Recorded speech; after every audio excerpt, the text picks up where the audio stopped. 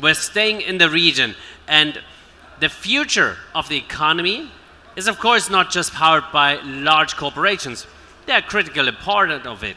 But of course, what we need are the creators, the solvers, the small business builders, the one that start up from the ground and build up. And at the center of the vision of the UAE is one of the UAE's leading telecommunications company, Do.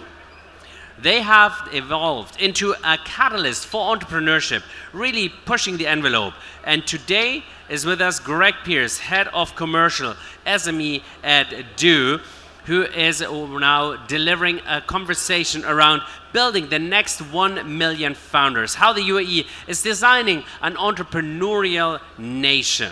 And what you need to know about him is, and that's really interesting, he's been a former professional footballer, so you can imagine the discipline, the commitment that he brings now into the business after years and years of being successful at what he did.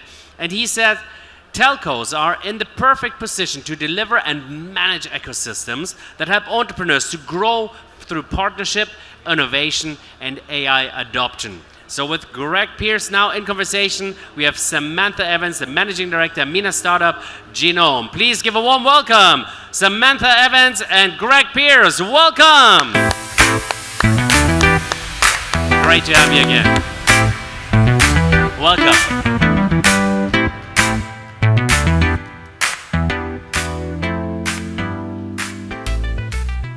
Good afternoon, everyone. I'm back again. I see some faces that have sat here for a few hours, so thank you for staying with us. We've had a really good afternoon so far. And I'm really pleased to introduce Gregg.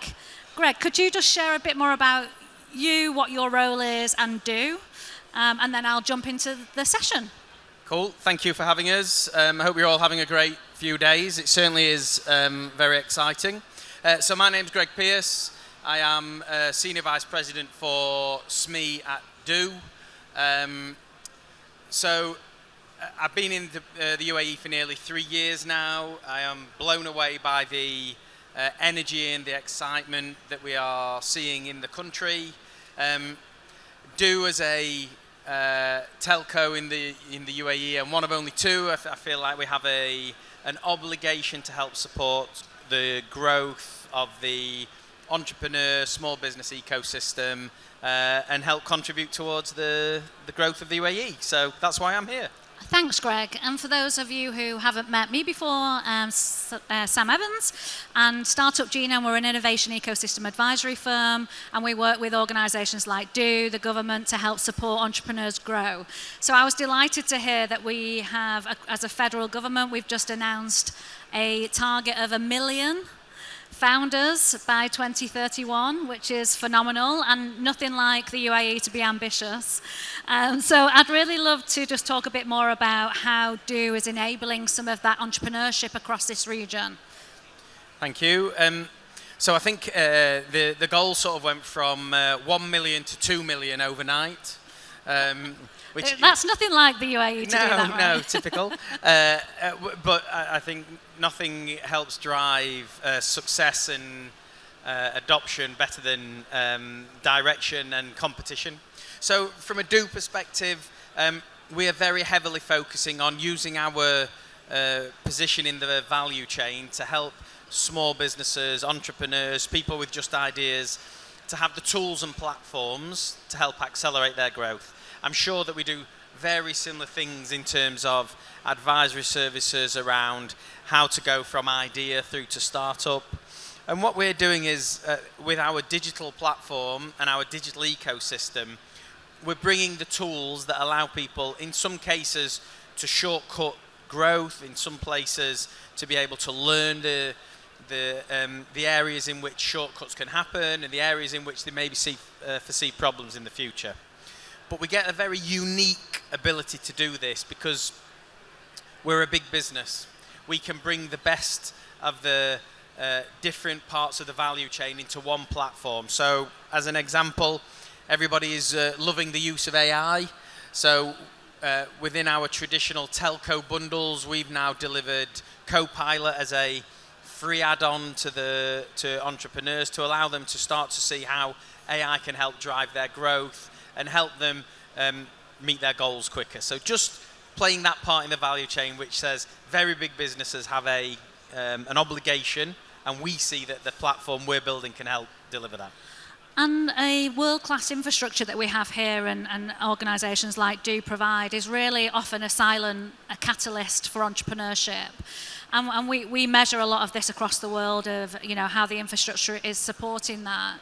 I feel like with this initiative and other things that does, you really are helping the SMEs go from maybe a user of your services to actually being creators within the technology and the infrastructure that you can provide for them. So for founders that are here in the audience, how would they engage with Do? Are you opening up this data like you've just mentioned? Is there other initiatives that you might be able to discuss? Yeah, I think there's a vast swathe of things that as a business we are delivering. So if you think around M&A, so we will be looking at what is the best in class in certain pillars that we think are important, and we'll be going and looking at how we can acquire that capability to commoditize and bring to the entrepreneur market. Through things like incubation and venture studio, we will be looking at ways in which we can run residencies as an example, so that we can bring founders, investors and technical commercial people into one place, so that we can start to help accelerate that growth. And then we've got the much more traditional methods. So we will be continuing to invest in our network, both mobile and fixed, and we'll be bringing that to the entrepreneurs, founders, small businesses, to allow them to have the platform to accelerate their business. So I guess it's three key pillars: cash, capability, and technical, that will hopefully position us in that entrepreneur ecosystem. And when we talk about founders, it's not just tech founders that we're looking at. We're looking at SMEs across the whole of the region, traditional businesses, how they are transforming through digital. So is there an element of that for anyone who is not a tech founder, but actually the traditional businesses? Is that something that they can get involved in? Oops, oh dear. Actually, the majority of founders aren't tech founders. Right. We have a very unique environment which is encouraging adoption of AI. So we have a very large pull into the UAE globally for people who are technology founders. We have a large pull for fintech. And I was only discussing this morning around the creation of crypto platforms and how we can provide products and services to those very unique pillars. So if you think technology and crypto as two vehicles, but then over 80% of the small businesses in the UAE come through retail and F&B. Okay. So it's important that when you look at the lifeblood of the UAE, whilst it may transition into a more technical-led proposition, and I'm sure that a lot of the big headlines will be taken by crypto and AI, and a lot of the funds, either through seed, series A and B, will be looking for the next unicorn, and we all are. It's a lot more simple than that. Yeah. To become a $1 trillion dirham GDP by 2030, the adoption and success of small business has to continue to grow. And whether you're running a small business that's a retail out of your garage or kitchen, whether you're looking for shared workspace to collaborate with other creators, whether that be digital creators or product creators, it's a vast ecosystem. But we shouldn't all fall into the trap of everybody is tech savvy, everybody is AI native, everybody is trading on crypto platforms or just wanting crypto payments. Right. There's a huge market out there for people who have a very solid business plan in a right location that needs technology to help accelerate their growth and remove the need for maybe 4, 5, 6 employees at startup. And this is, I often talk to governments around the world about tech and innovation being a horizontal, not a vertical. And if we're trying to support the whole of the economy, technology, and for the founders in the room, they're the customers, right? So the SMEs that you're working with from the traditional businesses, the founders, the technical founders, the startups coming in, that's their customer base, right? So I think it's that life cycle that the UAE does very well. Of opening up the doors for big corporations like Do to allow startups to come in and also be customers of yours, but also be providers of technology within Do as well. Maybe my last question, because time does go very fast up here. We're looking at different trends. We're looking for 1 million or 2 million founders. How does the UAE stand out? Because obviously globally talent is a struggle for everywhere in the world. We work across 65 countries, and many of the governments and organizations we work with, they ask us about talent.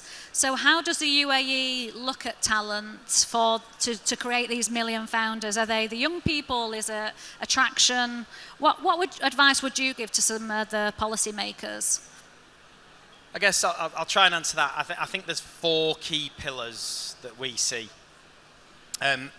So if you look at the goal, and it's important that isn't just a number.